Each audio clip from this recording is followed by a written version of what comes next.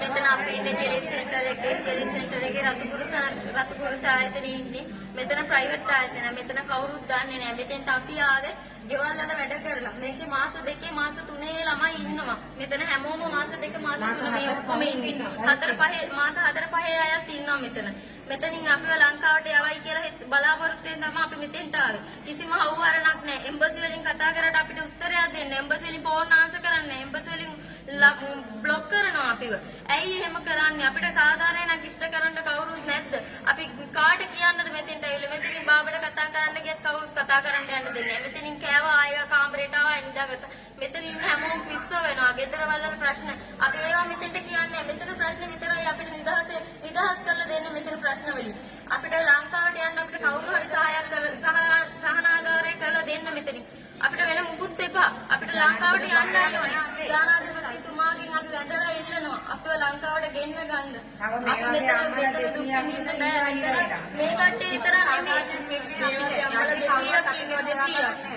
මෙතන 200 300 සේරම ලංකාවේ කට්ටිය ඉන්නවා. මෙතන හිර වෙලා වගේ ඉන්නේ. අපිට ඇඳුමක් මාරු කරගන්න නැහැ. කිසිම පහසුකමක් නැහැ. මෙතන කිසි පහසුකමක් නැහැ. ඒදිය කන්නවත් නැහැ. අපිට කන්න බොන්න අපිට ලංකාවට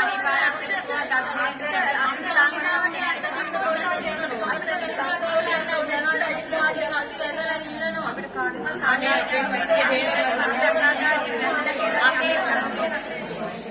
අපේ පියාණන් වගේ අපි ඉල්ලන්නේ අපේ තාත්තා කෙනෙක්ගෙන් වගේ අපි ඉල්ලන්නේ අපි වැඳලා ඉල්ලන්නේ මේක පුළුවන් තරම් ෂෙයා කරන්න ජනාධිපතිතුමාගේ අතට යනකම් මේක ෂෙයා කරන්න ජනාධිපතිතුමනි අපේ දුක මේක බලන්න මේ රට දුක් විඳින්න අප මිනිස්යන්ගේ ලංකාවේ සල්ලි නැති නිසා පිට රට ඇවිල්ලා දුක් විඳින්නේ මෙහෙම පිට රට ආවත් එතන සැනසීමක් නැහැ කන්න බොන්න නැහැ ගෙවල් වලින් ගහනවා කරනවා අපි පඩි කරනවා අපිට පඩියක් දෙන්නේ අපි කන්න බොන්න නැතුව වැඩ කරනවා නිදා ගන්න නැහැ නිදහසක් නැහැ කිසිම ජනාධිපතිතුමනි අපිට සහනයක් කරලා දෙන්න මෙතනින් අපව එළියට ගන්න මෙතනින් ලංකාවට එන්න මේ සහනයක් කරලා දෙන්න අපි එච්චරයි ඉල්ලන්නේ මේ කිසි දෙයක් එපා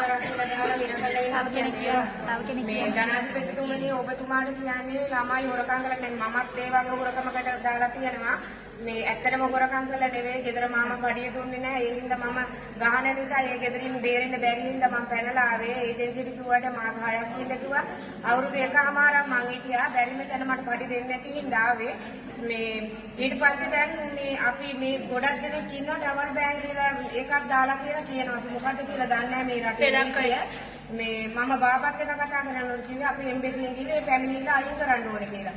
ඉතින් මම දැන් මෙතෙන් ඇවිල්ලා මාස 3ක් වෙනවා. එම්බසියට කතා කරාම මේ එම්බසියෙන් බ්ලොක් කරනවා. විසඳුමක්